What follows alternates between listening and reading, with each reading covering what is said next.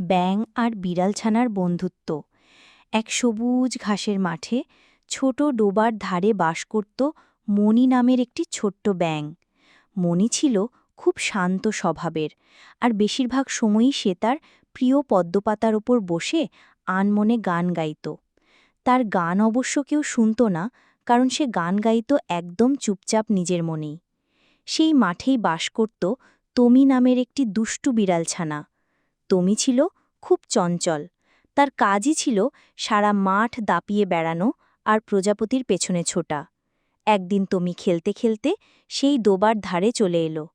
মণি তখন তার পদ্মপাতায় বসে ডুব দিতে যাচ্ছিল, আর ঠিক তখনই তমির চোখে পড়ল মণি। তমি এর আগে কখনো ব্যাঙ দেখেনি। মণিকেও দেখে তার খুব অবাক লাগল। সে ভাবল, আরে, এটা কেমন প্রাণী, লাফিয়ে লাফিয়ে চলে? কৌতূহলবশত তমি ধীরে ধীরে মণিকে লক্ষ্য করতে লাগল। মণি দেখল একটি লোমশ প্রাণী তার দিকেই আসছে। সে প্রথমে ভয় পেয়ে গেল, ভাবল, এ নিশ্চয়ই আমাকে ধরতে আসছে।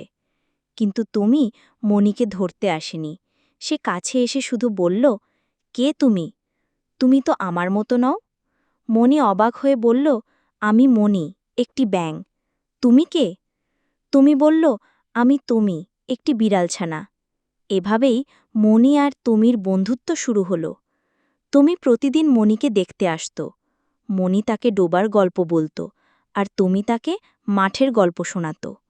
তমি শিখল কিভাবে চুপ করে বসে প্রকৃতির সৌন্দর্য উপভোগ করতে হয়, আর মণি শিখল কিভাবে মাঝে মধ্যে একটু দুষ্টুমি করে জীবনের আনন্দ উপভোগ করতে হয়। একদিন আকাশ কালো করে ঝড় এলো।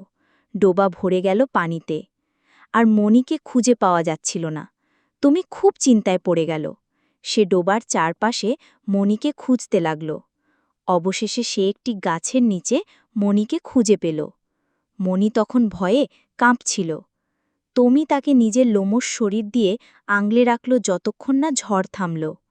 ঝড় থামার পর মণি তমির দিকে কৃতজ্ঞ চোখে তাকাল। সেদিন তারা বুঝতে পারল যে বন্ধুত্ব মানে শুধু একসঙ্গে খেলা করা নয়, বিপদে একে অপরের পাশে থাকাও। এরপর থেকে মণি আর তমি ছিল অবিচ্ছেদ্য বন্ধু।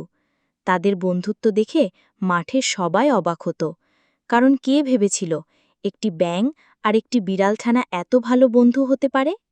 গল্পটি ভালো লাগলে অবশ্যই চ্যানেলটি সাবস্ক্রাইব করবেন।